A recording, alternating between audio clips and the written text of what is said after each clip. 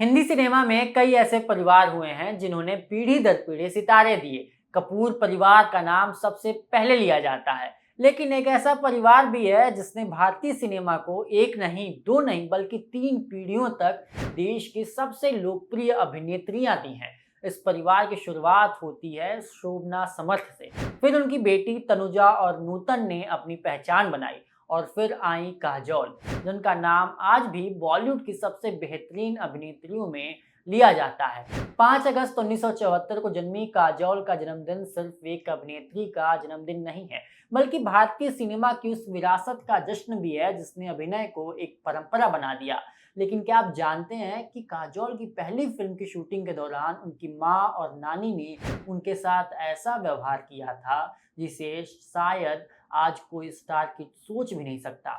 आइए जानते हैं ये दिलचस्प किस्सा।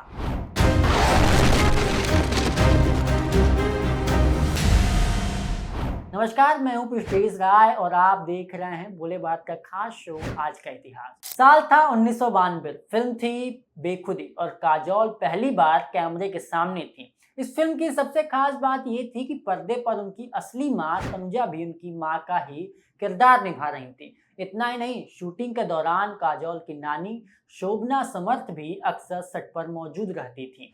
यानी एक ही सेट पर भारतीय सिनेमा की तीन पीढ़ियां मौजूद थी। लेकिन यहाँ काजोल के लिए कोई स्टार किड वाला विशेष व्यवहार नहीं था।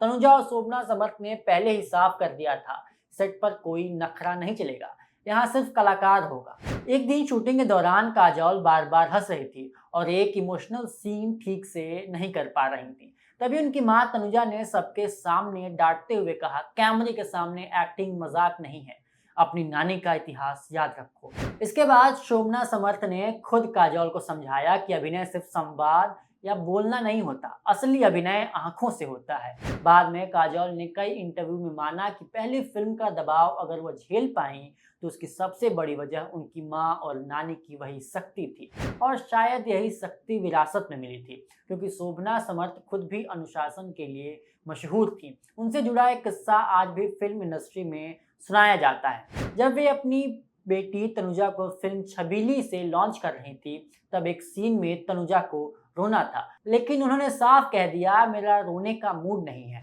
मैं नहीं रोऊंगी। शोभना समर्थ उस फिल्म की निर्देशक भी थी। उन्होंने पूरी यूनिट के सामने तनुजा को जोरदार थप्पड़ मार दिया। तनुजा रोती हुई घर चली गई।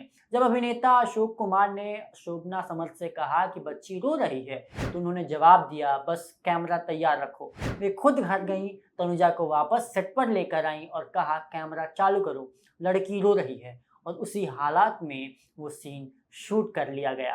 तनुजा बाद में हंसते हुए कहा करती थी, मेरी माँ रोने का सीन लेने के लिए सचमुच रुला देती हैं। यही अनुशासन, वही अभिनय के प्रति समर्पण तनुजा से काजोल तक पहुंचा। शायद यही वजह है कि काजोल सिर्फ एक स्टार नहीं बनी, बल्कि अभिनय की ऐसे मिसाल बनी जिन्हें आज भी भारतीय सिनेमा की सबसे स्वाभाविक और दमदार अभिनेत्रियों में गिना जाता है। कभी कभी विरासत सिर्फ नाम की नहीं होती, संस्कारों की भी होती है, और काजोल की कहानी यही बताती है कि महान कलाकार पैदा नहीं होते, उन्हें पीढ़ियां मिलकर गढ़ती हैं। ये हमारी खास रिपोर्ट आपको कैसी लगी कमेंट करके ज़रूर बताइए, और बाकी खबरों के लिए बने रहिए बोले भारत के साथ। कल फिर मिलेंगे इतिहास के एक नए अध्याय के साथ, तब तक के लिए दीजिए मुझे इजाज़त। धन्यवाद।